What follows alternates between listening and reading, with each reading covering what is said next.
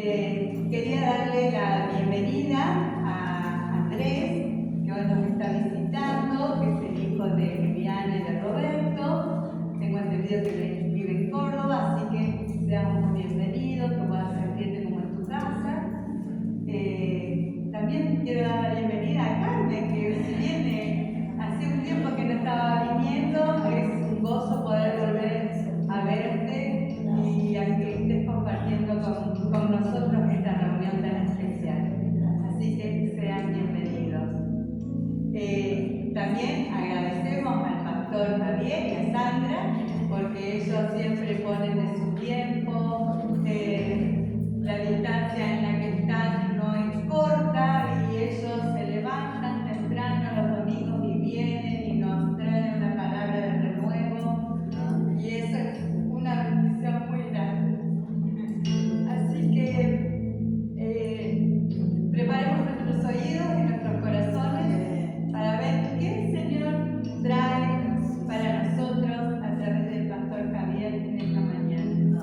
Así que le damos la bienvenida para que...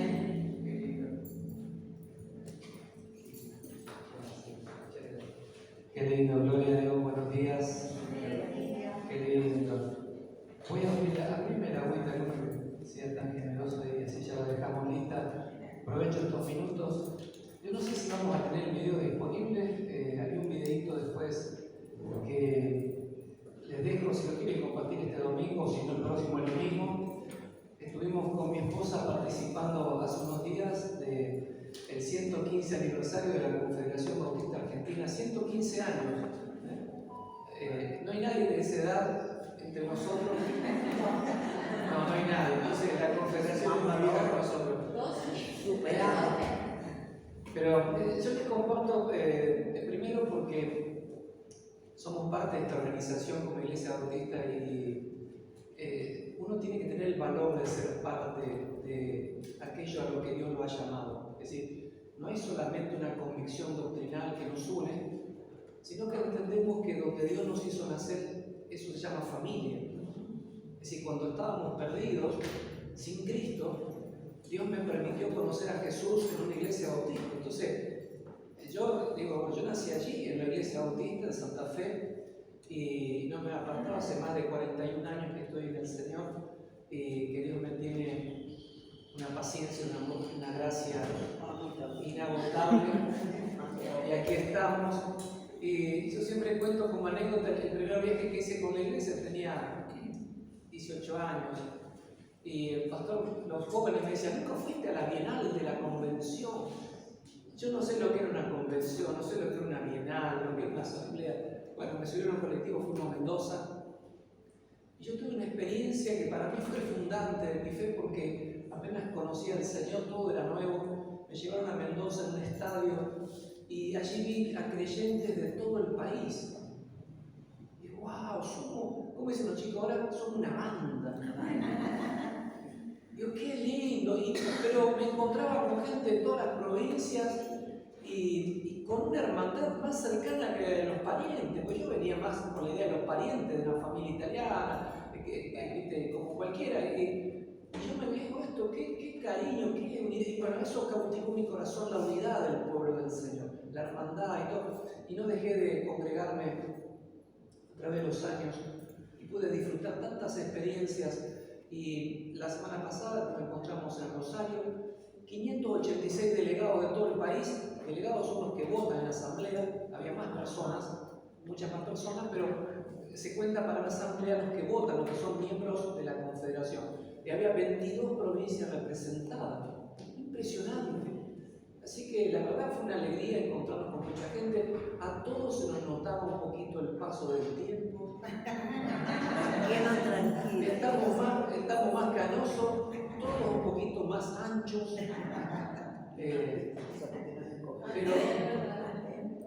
Pero yo digo, qué lindo, porque cuando vos abrazaste al Señor, la fe en el Señor Jesucristo es la que permanece. 1000 cosas van y vienen, pero la palabra del Señor permanece. Y bueno, después lo verán en el video, tranquilos, no hay problema, no quiero distraerlos, solo a modo de mención. Hicimos una asamblea el día viernes y y se renovó la presidencia de Confederación. Ahora la encabeza el pastor Alberto Prokopiuk. Él es de la zona de Berisso, zona sur de Buenos Aires, un hombre de la obra de toda la vida. Él es también líder en la Unión Bautista Latinoamericana. Había representación de la Alianza Mundial Bautista. Es decir, había una convocatoria de líderes excepcional. Y se hizo en Rosario porque la Confederación Bautista, como asociación fraternal, nació en Rosario con 5 iglesias del país. Una de ellas, bueno, algunas de ellas de Rosario, y una de ellas en particular la iglesia del centro de Santa Fe, donde yo me bauticé. Así que vengo de los abuelos, de la iglesia y de la historia a traerles esto al presente, y damos gracias porque Dios ha sido fiel con su obra. El lema del evento fue hacia una iglesia gloriosa. Amén. Y si hay algo que a mí me gusta, tengo un gran afecto por la historia porque hay una manera de honrar a la historia que es tenerla presente, poner en valor, es decir, quedarnos con lo bueno de la historia, quedarnos con las cosas lindas y sentir valor de ser quienes somos. Es decir, esto no me ha impedido cruzar fronteras dentro de la obra evangélica y conocer a la familia pentecostal, a los hermanos libres, a los metodistas, a los congregacionales. He tenido el privilegio de conocer la riqueza del cuerpo de Cristo, en lo que Dios me ha permitido andar estos años. Pero reconozco que mi casa es esa, ahí empezó mi identidad. Esta casa es familia bautista. Y esto no es para tener orgullo denominacional, porque eso no es de Dios, eso es una religiosidad, pero sí sentido de pertenencia, saber que pertenecemos a una organización donde Dios nos eligió, nos ordenó la vida y nos ha permitido mantenernos allí. Somos administradores de un patrimonio valiosísimo. Hay más de 1000 iglesias evangélicas bautistas en el país, unas 400, 500 obras misioneras. Hay unos 50 misioneros transculturales en lugares de difícil acceso al evangelio en el mundo. Una obra notable, y vale la pena reconocerla. Quiero compartir la palabra del Señor para usar el tiempo de la mejor manera. Y antes de que usted vaya y busque allí en Lucas capítulo 4, la lectura que voy a tener, le deseo a cada mamá presente un feliz día. No me vaya a decir igualmente porque yo dije que no contesta casi igualmente. No me diga igualmente porque mamá no soy. Pero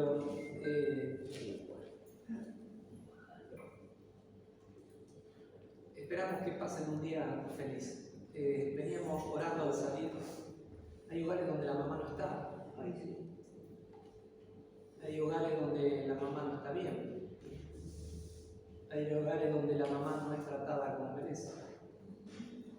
Y a veces un día así, este día no figura en la Biblia, pero nuestra cultura lo celebra, así que también quiero que en privado, quizás en tu momento, después de haber tenido tu momento en familia y todo, le dediques un instante a orar por esas mamás. Por esas mamás. Y no dejen de trabajar por ellas. Yo sé que las mujeres son activas en la iglesia. Y esta mañana espero poder sembrar una palabra que active la iglesia. Y Dios nos dé esa gracia. Amén. Oramos al Señor. Querido Padre, vamos a abrir tu palabra. Y yo ruego que el Espíritu Santo abra nuestro entendimiento. La iglesia no necesita mis palabras. La iglesia necesita tus palabras.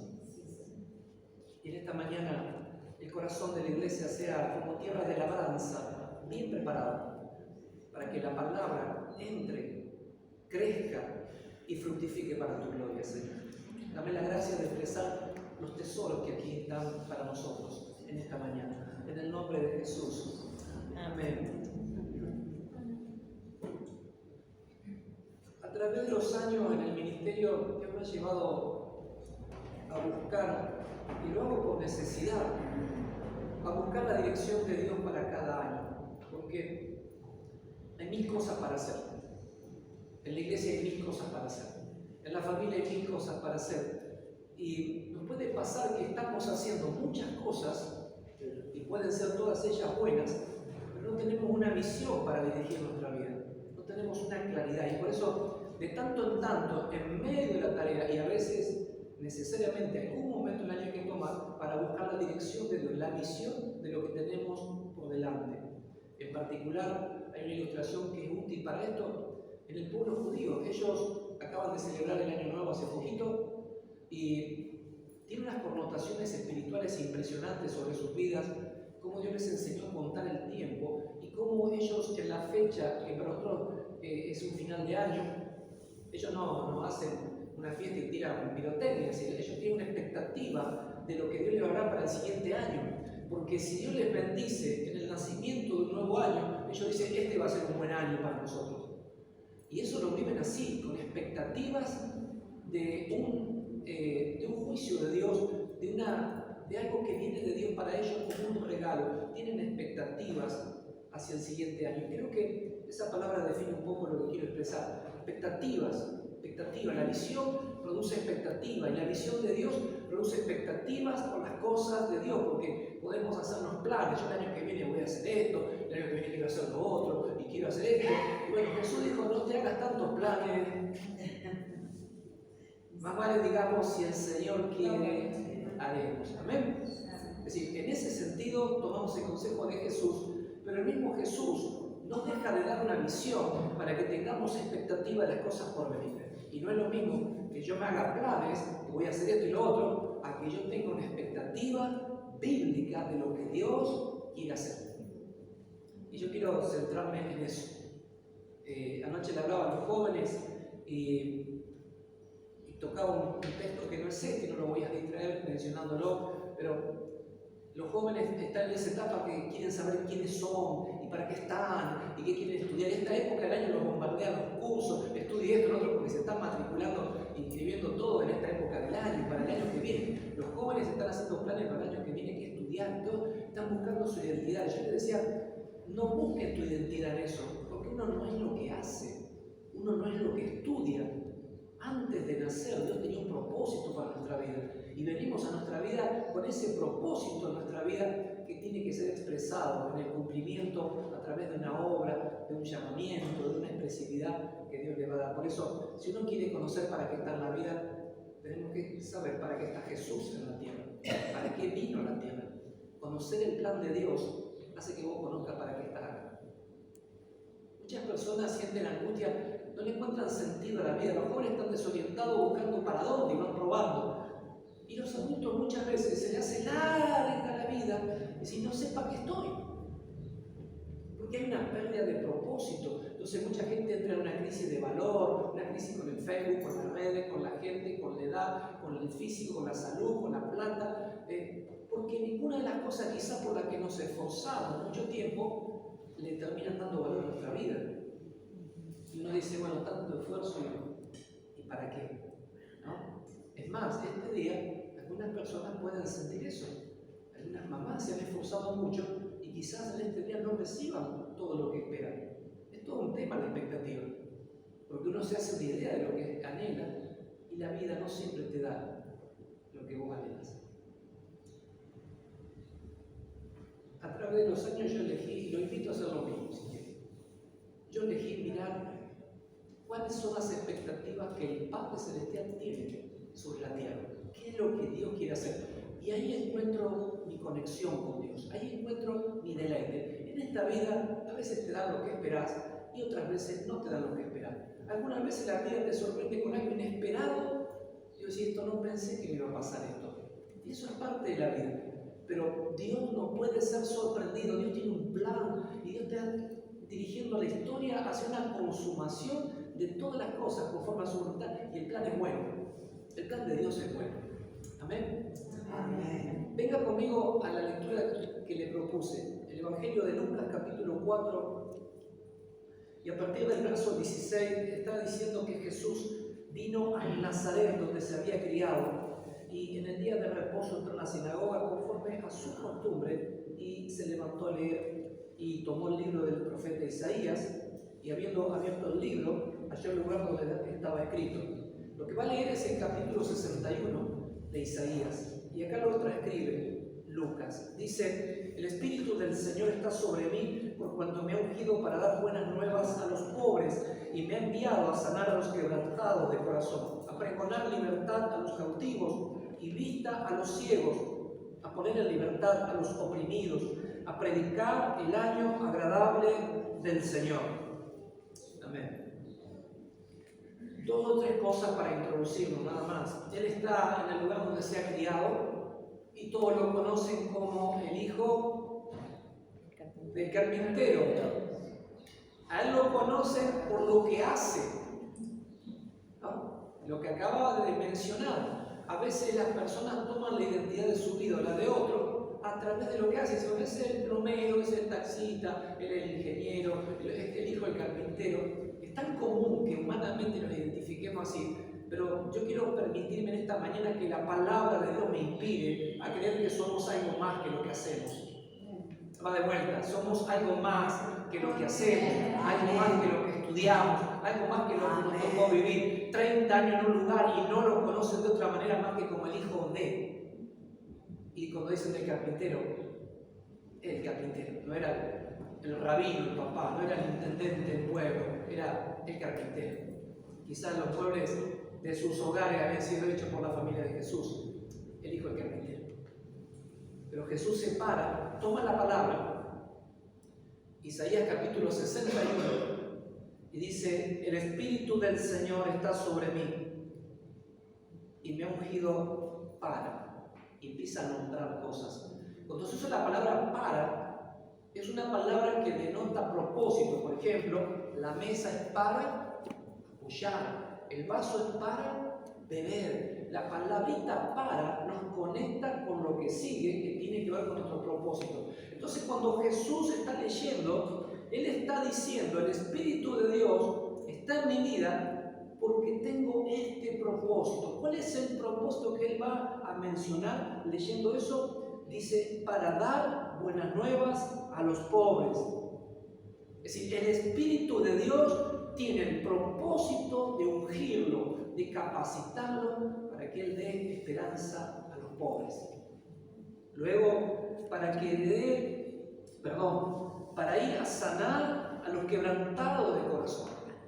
Luego, para pregonarle libertad a los cautivos y vista a los ciegos, a poner en libertad a los oprimidos. Todo eso es el propósito de Jesús en la tierra. Y tengo que pensar que en alguna de estas categorías entramos nosotros en algún momento. ¿Cuál de ellas habremos sido? Si vinimos agobiados, quebrantados, Dios fue generoso con nosotros y nos encontró allí. Cuando dice dar vista a los ciegos, uno dice: bueno, pero yo no era no vidente, yo veía, pero como dicen ahora, ¿la veías? Porque la Biblia dice que estábamos perdidos sin el Señor. Dios nos dio vista espiritual. Nos permitió ver la realidad del reino de los cielos, que es algo espiritual. Nos habla de que su propósito es poner en libertad a los oprimidos, y esto, los oprimidos, habla sin duda de los oprimidos por el diablo. Es decir, la iglesia tiene un ministerio de liberación que ejercer sobre esas personas, pero también cuando habla de los oprimidos y las cargas de opresión en Isaías, habla de sistemas opresivos en el mundo, por ejemplo la esclavitud, la opresión económica, la opresión ideológica, sistemas de opresión que se levantan oprimiendo a una generación. Hoy la ideología de género que se impone a la educación, toda la perversión que viene detrás de todo eso, es un sistema de opresión sobre los padres y los niños de esta generación. Y estamos en un momento muy difícil, muy malo, muy malo en el sentido de que esto avanzó de una manera que es desconcertante, desalentadora para los padres. Lo que los niños están escuchando en la escuela es por lejos tóxico, muy malo para su vida, en su sexualidad, en su identidad, en la manera de ver el mundo. Es decir, realmente están sembrando una cizaña en la mente, en el corazón de los niños. ¿Y quién puede levantarse a responder a esto sino la iglesia del Señor? Y esto es sumamente interesante porque la iglesia es la voz de Dios en la tierra. Y si la iglesia no tiene claro para qué está en esta tierra, puede ser la voz de Dios, pero puede estar muda, sin hablar lo que debe hablar. o involucrando su boca en lo que no debe o no conviene. Y hay algunas cosas que yo quiero señalar aquí, de tantas que podríamos sacar. Pero aquí también hay un versículo en particular que es el corazón de lo que Dios me hizo reflexionar cuando trajo esto hace unas semanas atrás para compartir a la iglesia. El verso 19, me gustaría que quede, si puede quedar allí en la pantalla, solo el verso 19. El propósito del Señor, dice, es predicar el año agradable del Señor. Lo anterior lo pasé más rápido porque quizá usted lo escuchó muchas veces y lo tiene más claro. Pero en particular, esta frase en particular, es sumamente interesante poder comprender la dimensión que tiene para nuestra vida. Y quizás es de la que menos nos acordamos o enfatizamos. Le había dicho hace un instante que esta lectura de Jesús corresponde a Isaías 61. Yo voy a Isaías 61, el verso 2. No hace falta que lo busquen, después lo pueden ver en casa. Yo se los leo. El profeta Isaías, siglos antes de que viniera Jesús, él está diciendo que el Señor, el Mesías, vendría a proclamar el año de la buena voluntad de Jehová. Ahí está la profecía. Y está el cumplimiento. Pero hay algo interesante en Isaías, en el anuncio, que es un anuncio doble. Isaías dice que el Mesías iba a proclamar el año de la buena voluntad de Jehová y el día de venganza de nuestro Dios. Jesús lee Isaías 61, pero no habla de venganza. Ahí se paró la lectura. ¿Puede ver eso? Cuando usted lee Isaías 61:2, es la profecía de lo que Jesús está haciendo. Pero Jesús toma el libro y se detiene allí. ¿Por qué se detiene? Piense un instante. Porque la venganza de Dios La venganza iba a ser pagada por el Señor en la cruz. es buena esa. La La obra obra redentora de Jesús ahí está. o sea, era el pacto. Venía misericordia. Exacto. Bien, es una buena opción. Pero dentro de las cosas que podríamos decir, quisiera dejar en claro lo que a mí me parece como lo más destacable para tenerlo presente. Hay un año de salvación y hay un año de venganza, un tiempo de venganza. Y este no es el tiempo de venganza ni de juicio, este es el tiempo de salvación. De la gracia. ¿Por qué no lo menciona él? Porque él no vino a condenar. Él vino a proclamar el año agradable del Señor. Quiero decírselo en palabras más sencillas, o quizás como hablamos hoy. Este es el tiempo de salvación para tu vida. Va de nuevo. Este es el tiempo de salvación para tu vida. Es muy hermoso porque si yo te dijera qué esperas para el año que viene, podrías hablarme de tus planes o de tus expectativas, lo que dije al principio. Pero qué potente que es decir, este es el año de nuestra salvación. Porque en una familia donde no están todos en el Señor, esto es importante, esto es un deseo profundo, que la familia esté en el Señor. ¿Es su deseo ese?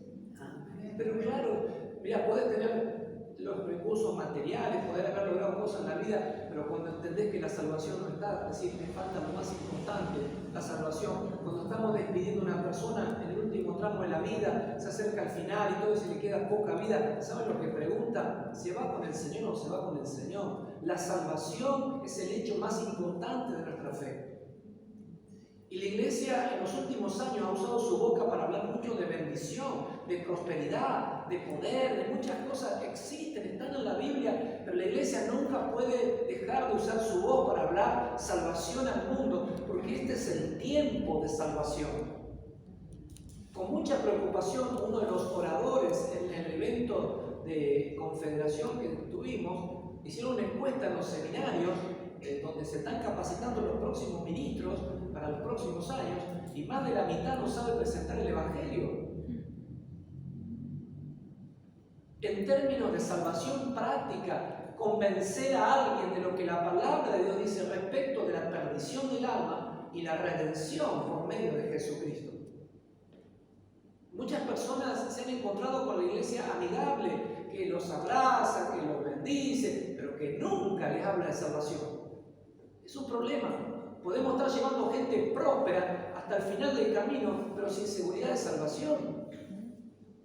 Y yo no creo, no hay una incompatibilidad, así, o hablamos de esto o hablamos de lo otro. No, nosotros tenemos que hablar de toda la palabra de Dios. El problema es que quizás nos estamos callando la parte más importante por no incomodar a alguien, por no decir algo que pueda resonar duro, por no decir algo que no está definido. ¿Cómo le va a decir a alguien que no es salvo? Che, pero si un amigo, este viene siempre, pero es buen tipo, pero ofrenda.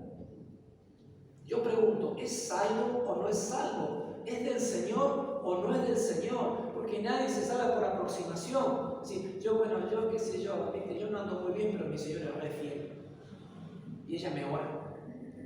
O al revés, ¿viste? Los hijos son medio bandidos, dicen, pero mamá ora. O la abuela ora.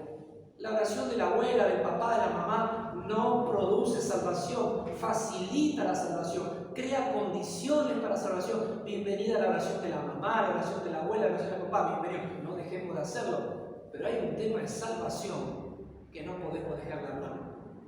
Yo creo que en la visita anterior hablé del Evangelio de Mateo cuando Pedro se encuentra con Jesús y Jesús pregunta, ¿quién dice la gente que soy yo? ¿Se acuerdan? Bueno. Y en un momento era fácil, decir, bueno, la gente dice esto, la gente dice lo otro. Es re fácil hablar de lo que otros hablan, es re fácil dar opiniones. Pero me encanta Jesús porque Él dice, y para ustedes ¿quién soy? Y ese es el punto de tu salvación donde empieza. ¿Quién es Jesús para tu vida? Eso determina tu fe y tu salvación. ¿Quién es Jesús para mi vida?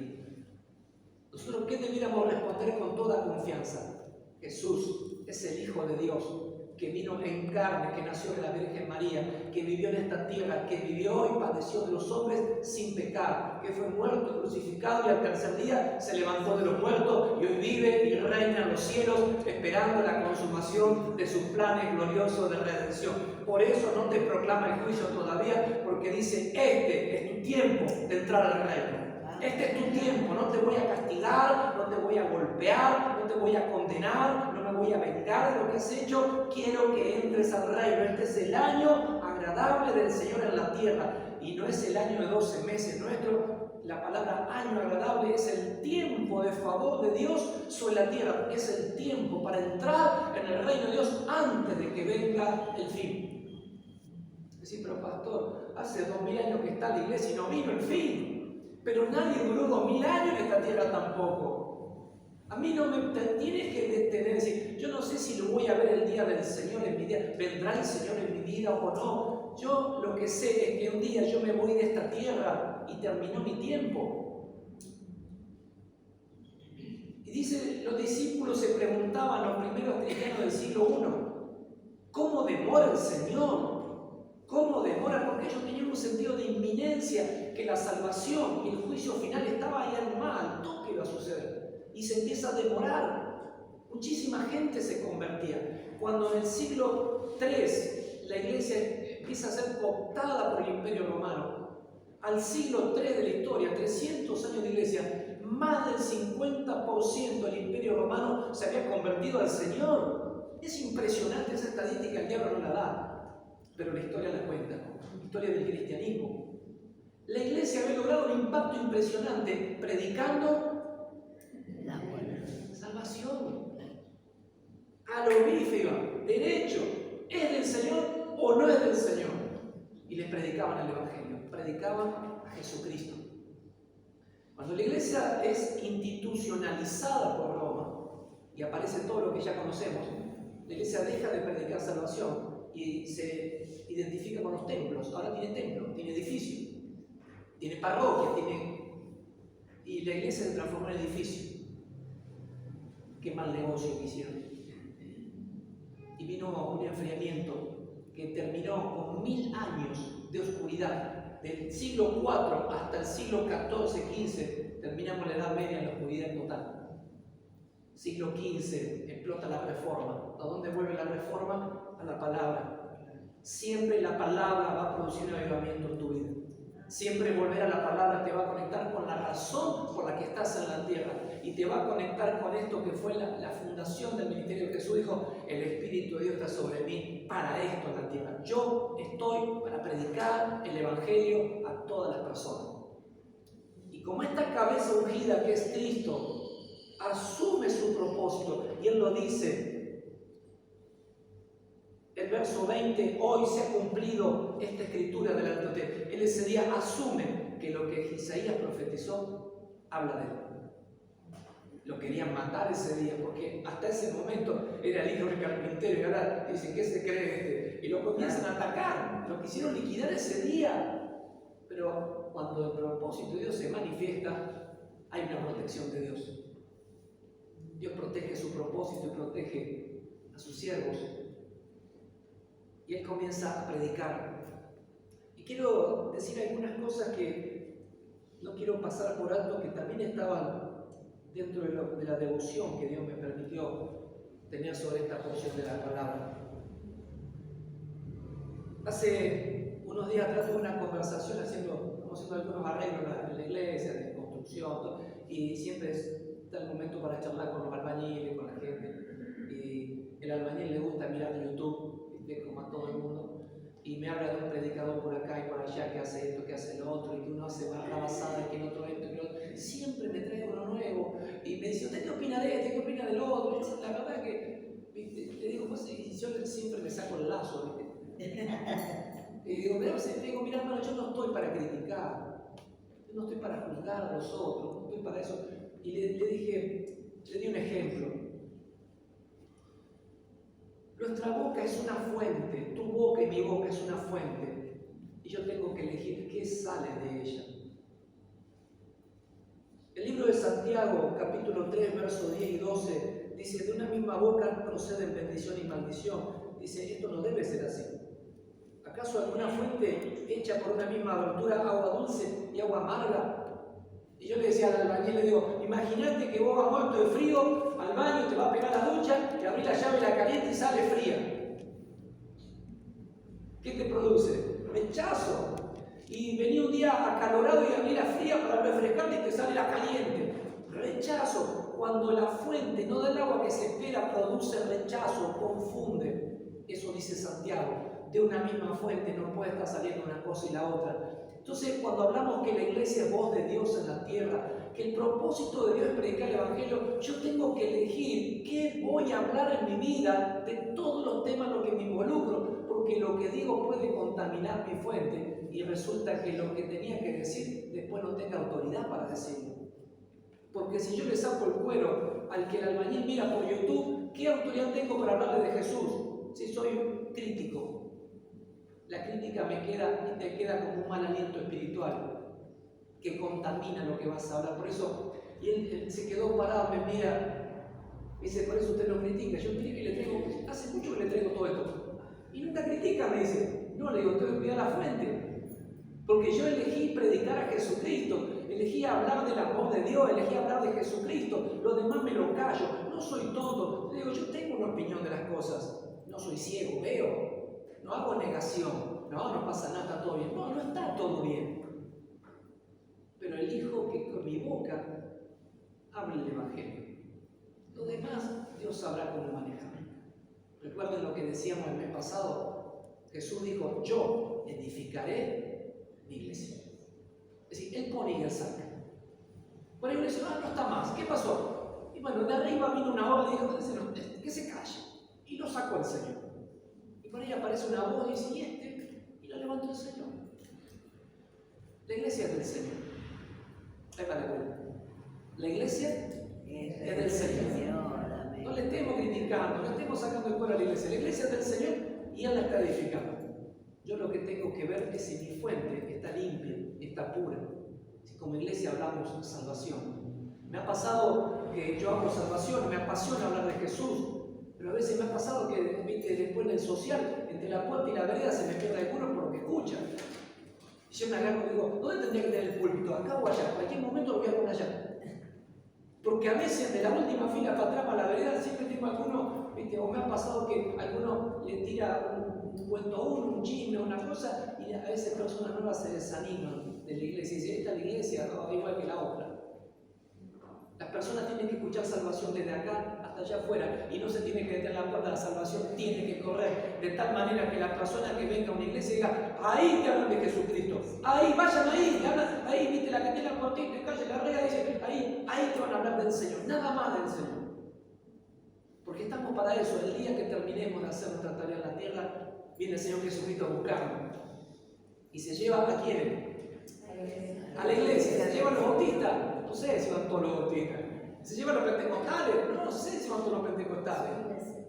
Viene a buscar su iglesia, los que han retenido el testimonio, los que han guardado la salvación, los que han mantenido pura su boca, su corazón, hablando de Jesucristo hasta el final de sus días. Por eso yo si tengo que renunciar a algo que digo, me renuncio y uno se tiene que limpiar la boquita y decir, Señor, mi boca es para vos. Esa fue la lucha que tuvo Isaías. Cuando Isaías es llamado al ministerio y Dios le dice, vos vas a ir de parte nuestra, ¿a quién voy a enviar? Él dice, yo voy a ir al Señor. Y en el acto dice, pero soy un hombre de labios inmundos.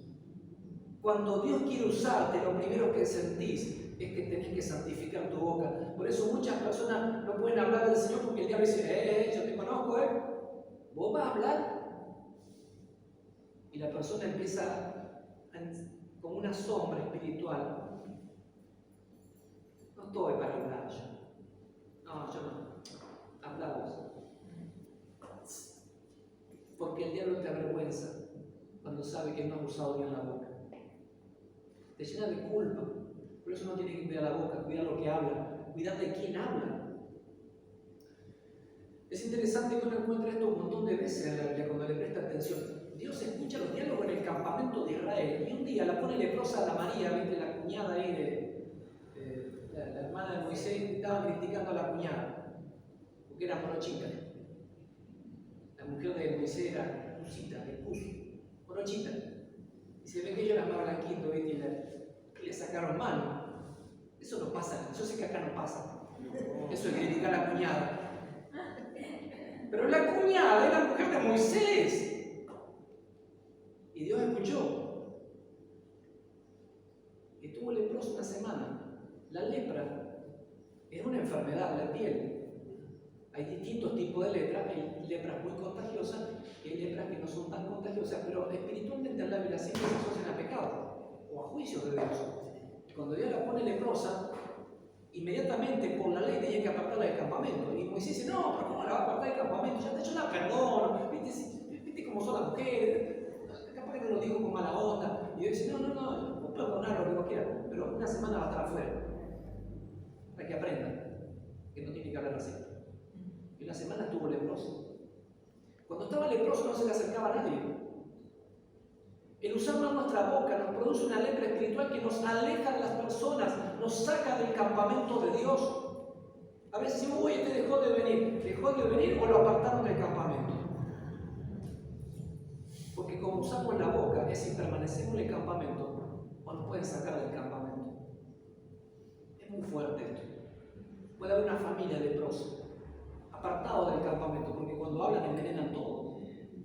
Y le dicen, che, qué lástima, no se están congregando. Se tienen que desintoxicar primero de muchas cosas con el arrepentimiento. Esto es muy fuerte porque me hace tomar una decisión. ¿Qué es lo que yo quiero hablar con mi vida?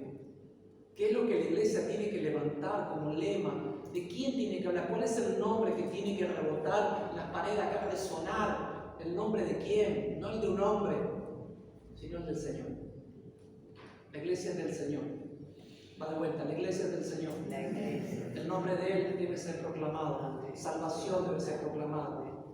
A veces tengo una charla, no es una discusión, pero tengo una charla a veces con mi esposa y digo, che, a los niños le dan con todo el evangelio y a los grandes se lo dan diluido. Porque a los niños le presentan a Jesús, le presentan las historias, le enseñan la palabra. Los niños se entregan a Jesús con el evangelio. Y a los grandes le hablamos, Dios te va a bendecir, Dios te va a sacar adelante, Dios te va a prosperar. Y yo digo, no, si le da el evangelio al niño, da el evangelio al papá, porque el niño se va a estar convirtiendo en un hogar donde los padres no se convirtieron. Y el plan de Dios es al revés. Los padres se tienen que convertir. Hay más énfasis en el Evangelio a los niños que a los adultos en esta generación. Es algo que es interesante verlo. ¿Qué nos pasó? Y a veces yo voy nosotros tenemos una salita ahí, una cocina multitodo, ¿viste? Que es como toda iglesia, ¿viste? La piecita para todo, ¿viste? El multitodo. Y vos ves a la maestra los versículos, pero no digo, tuvieron más potente que yo al frente. Le digo, ¿eso le están diciendo a los niños? Sí, una serie completa del Evangelio. Digo, tenemos que hablar con los grandes, porque si los chicos escuchan eso acá y van a la casa y escuchan otra cosa, los vamos a confundir a los niños. Y saben, los niños son profundamente de fe. Por eso Jesús en un momento, cuando renegaba mucho con los adultos, dijo, a ver, tráiganme un niño. Y toman un niño y dicen, miren, como este tiene que ser. Niños para la malicia, pero como ellos para entrar en el reino de los cielos. Yo en esta mañana quiero cerrar esto, no voy a tomar mucho más tiempo, porque quisiera que me quede un tiempo para orar por sus vidas y hacer una invitación esta mañana. Nadie puede hablar de lo que no está viviendo, porque de la abundancia del corazón habla la boca. Y yo quiero hacer una primera invitación esta mañana, a que Jesús sea el Señor de tu vida.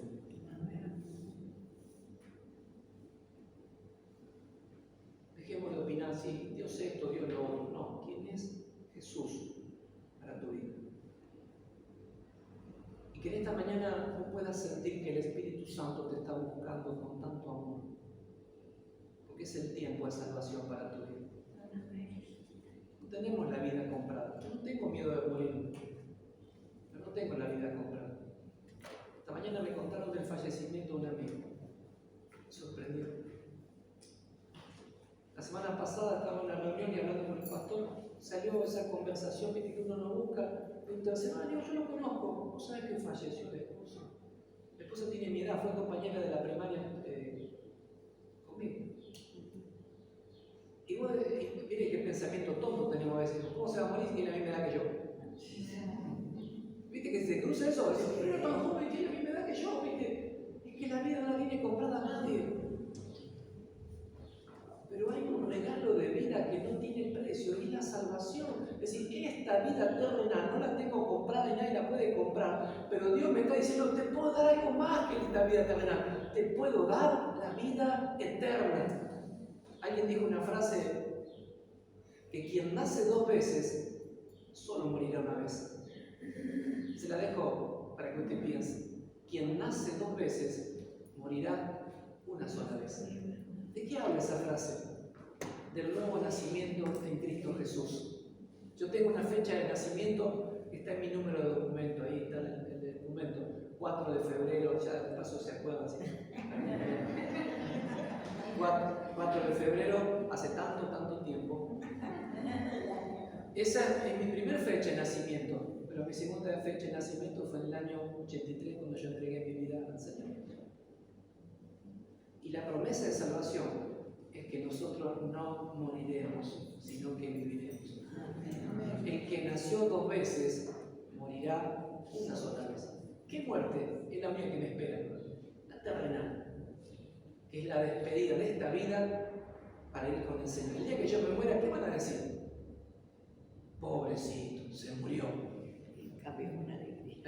No, ¿qué tienen que decir? Ahora está con el Señor. Por fin, el que tanto estaba entusiasmado con el Señor, ya se fue con él. Amén. Ni me llore.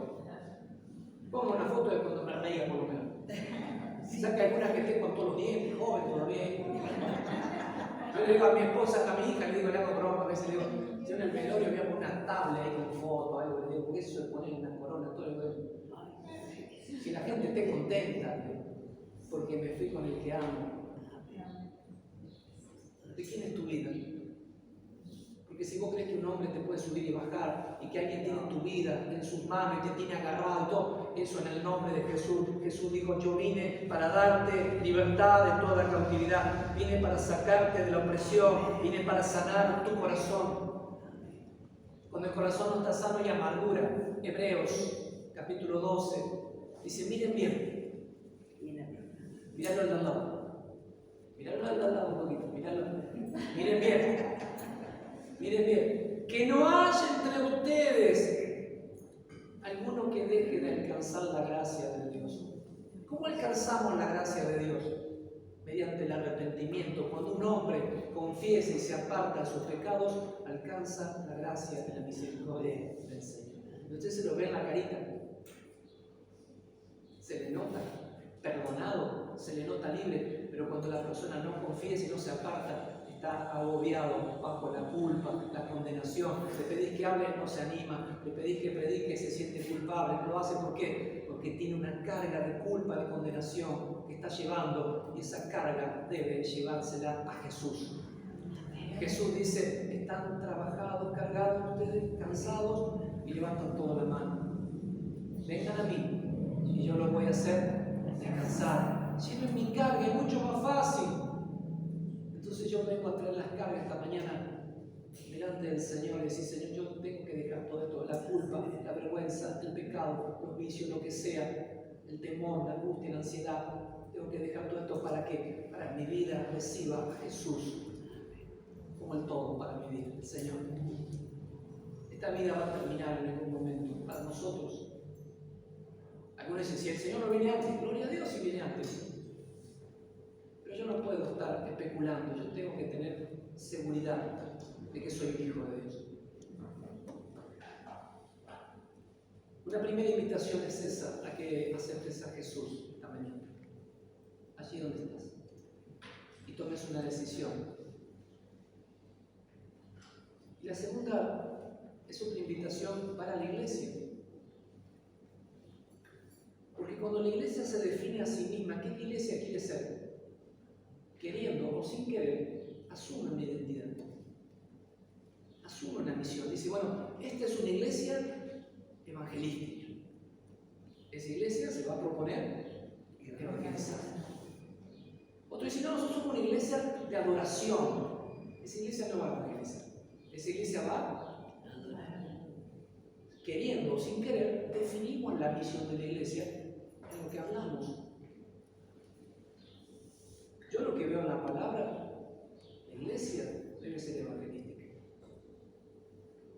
Debe adorar, practicar el compañerismo. Si no, esto es una iglesia de compañerismo, es una iglesia de familias. Somos familia, está todo bárbaro, no es lindo.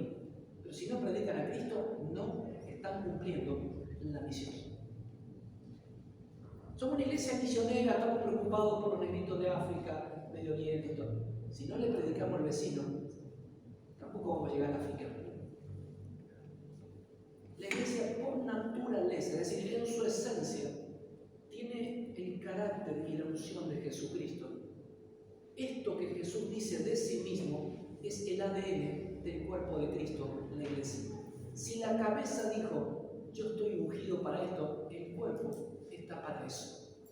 Lo que Jesús vino a hacer, Él ya lo hizo, y ahora quiere que esto siga siendo hecho por la iglesia. Entonces usted, sin excederse y con humildad, pero con seguridad, usted puede leer esto y puede decir: el Espíritu del Señor está sobre nuestra iglesia.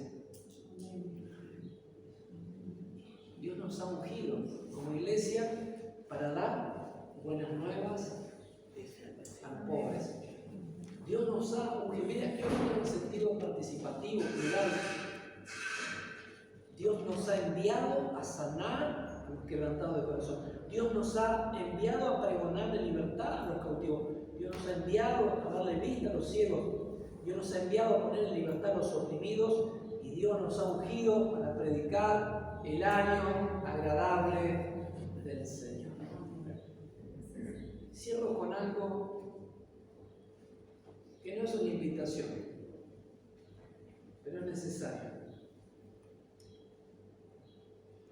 La segunda parte de Isaías que Jesús no lee habla del día de la venganza del Señor.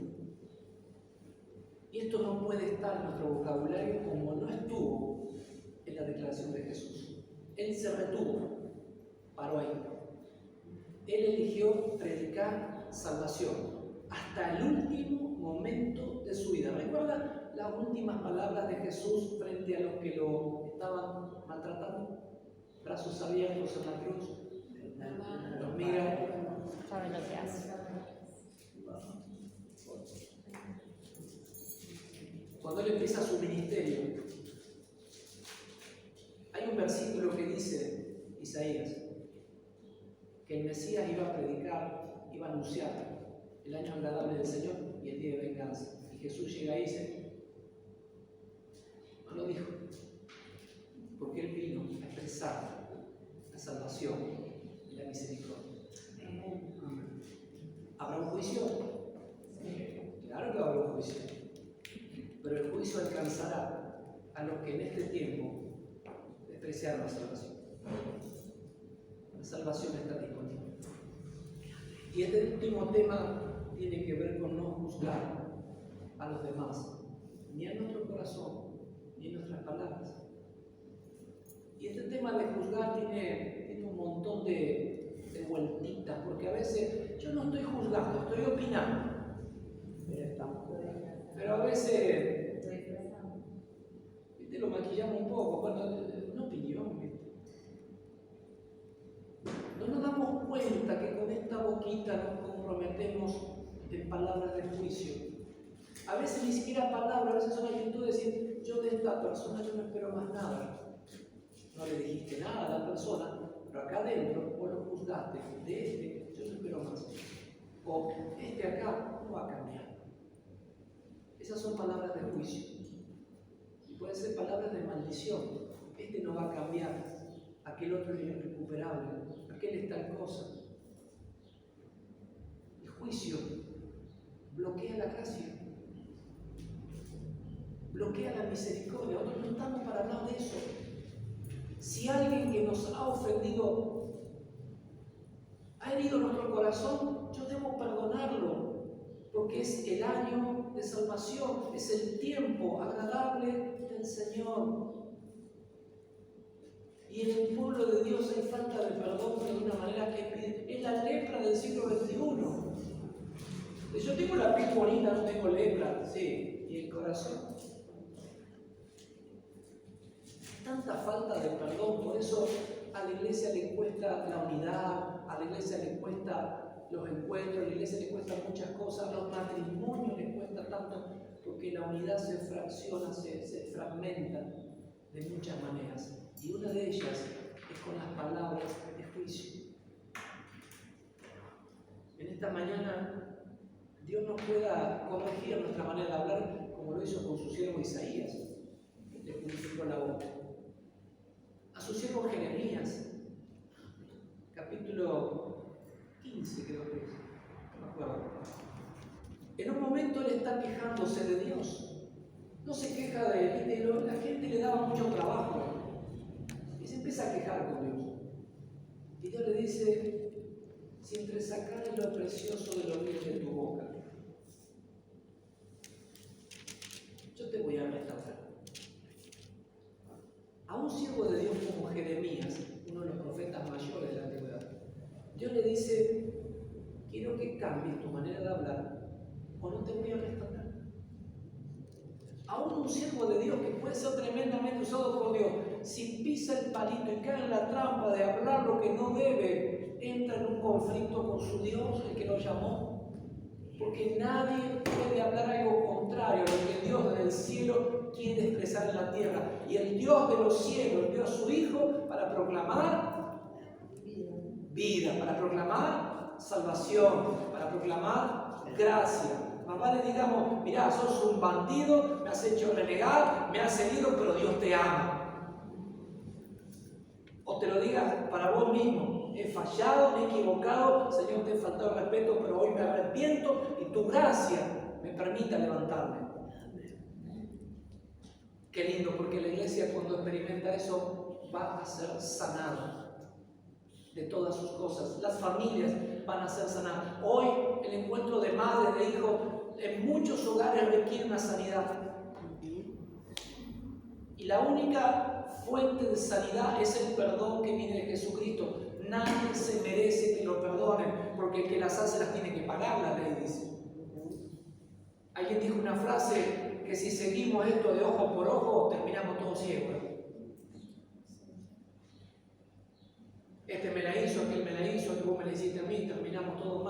el perdón sana.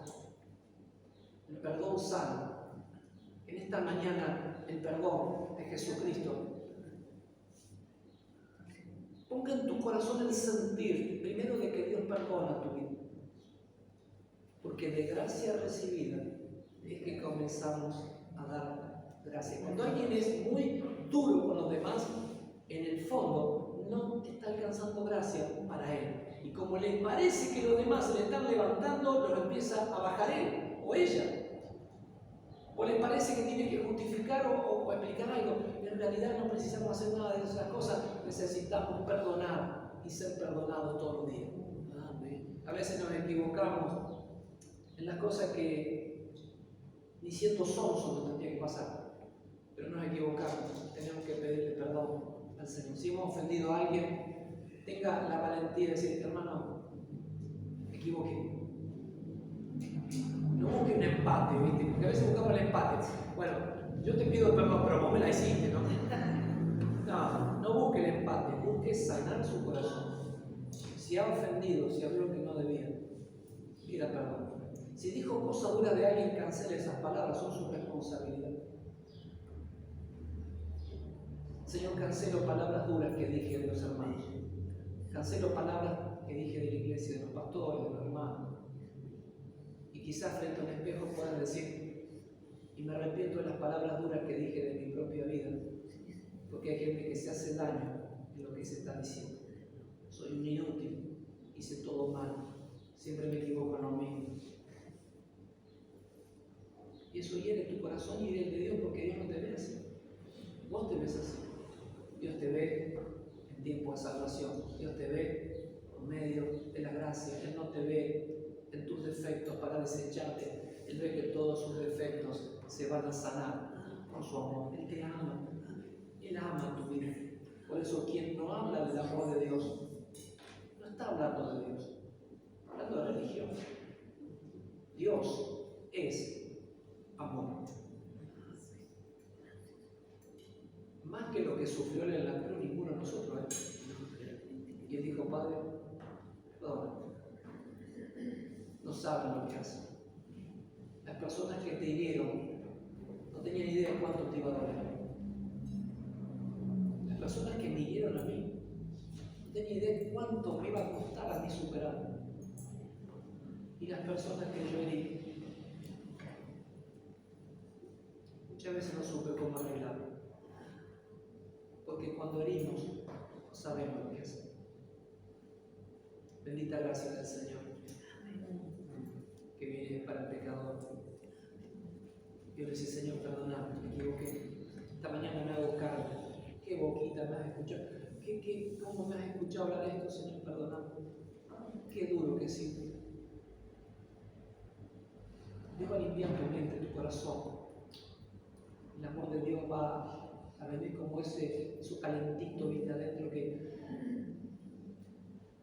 te hace sentir cuánto Dios te ama y que perdona tus fallas y te dice, ¿querés salir adelante? ¿Me dejas que te ayude? Cuando una mujer adúltera está a punto de ser apedreada, Jesús le dice, a ver, el que está libre de pecado, arroje la primera piedra. Y dice que los hombres soltaron sus piedras. Las piedras son las acusaciones de juicio. Tenemos piedras para todo el mundo. Andamos con un balde de piedras. Y las piedras cayeron y la mujer quedó allí en el piso frente al maestro. Y él le dice, yo no te juzgo. Anda, no vuelvas a hacerlo. Ese es Dios. El Dios de oportunidades para tu vida. Yo no sé en qué has estado metido, pero si algo te alejó de Dios en esta mañana, Dios te extiende sus brazos y te dice, hijo, vení. Todavía estamos a tiempo.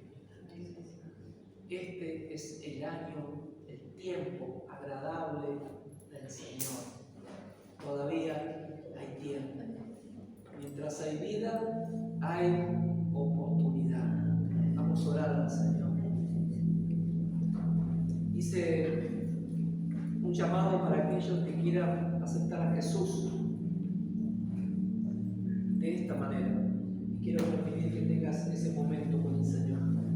Querido Padre, si es tu oración, quiero que la repitas conmigo. Si tu fe comparte lo que estoy diciendo, no es repetir palabras, es estar creyendo en esto. Decirle, Señor Jesús, en esta mañana yo necesito entregarte mi vida. Siento la amargura en mi corazón.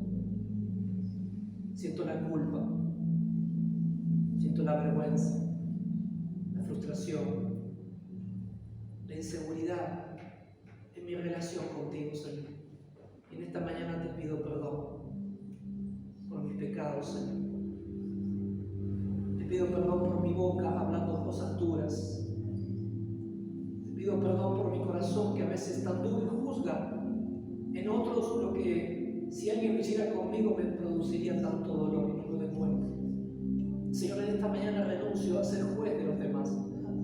Renuncio a ser crítico. Renuncio a ser quejoso. Y te pido perdón, Señor. Pido que la sangre de Jesucristo me limpie. Y pido que el Espíritu Santo me regenere. Quiero que mi corazón esta mañana esté limpio, esté sano. Señor, reconozco que las heridas de mi corazón a veces me hacen hablar como una persona herida, dolida, frustrada, y se me nota después que hablé lo herido que estoy. Señor, te pido perdón y quiero permitir que tú sanes mi herida. Perdono a los que me hirieron. Perdono como tú me perdonas a mí, Señor. De la misma gracia que recibo en esta mañana, sea sobre los que me hirieron también. Perdóname, Señor. Te entrego mi vida y quiero que vengas a mí como el Señor y Salvador de mi vida en este día. Y hice una invitación a la iglesia que quizás la podamos hacer todos a la oración y decir, Señor, queremos ser una iglesia evangelística, misionera, comprometida con la salvación de las almas.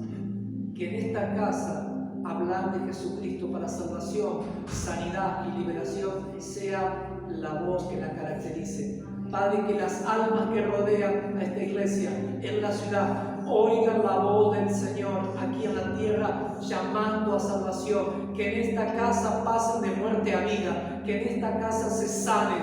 Que en esta casa desde el niño al anciano encuentren a Jesucristo, el Señor y Salvador de sus vidas. Padre, que en esta casa se celebren bautismos. Que en esta casa se celebren bodas, que en esta casa se presenten los niños al Señor, que en esta casa las personas se reconcilien, que en esta casa se celebre cena del Señor y los hermanos se abracen y se amen como tú nos amas, Señor. Que este lugar sea conocido como una iglesia del Señor en la tierra hasta que tú vuelvas, Señor. Bendito Padre, la unción del Espíritu Santo que está sobre Jesucristo sea sobre la iglesia. Porque Jesús en el cielo ya no la precisa. Jesús está reinando, la unción es para la tierra. Sea sobre la iglesia, sobre los corazones de la iglesia, Padre. La iglesia se sienta favorecida, empoderada por el Espíritu Santo para hablar con valentía. Aquellos primeros cristianos del siglo I decían, danos valentía para predicar como debemos predicar. No es cuestión de coraje, ni de argumento, ni de libreto como tiene una secta. Es hablar de Jesucristo, lo que Él hizo en nuestra vida, ser testigos de que Jesucristo es el Hijo de Dios. Amén. Y que Dios ama a las personas y que todavía es tiempo de salvación. Bendito año de salvación para nosotros en la tierra, Señor. En el nombre de Jesús. Amén. Amén. Lindo.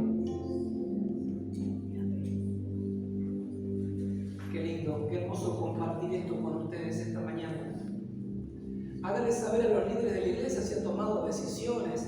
Comparta esto que les pasa con otros.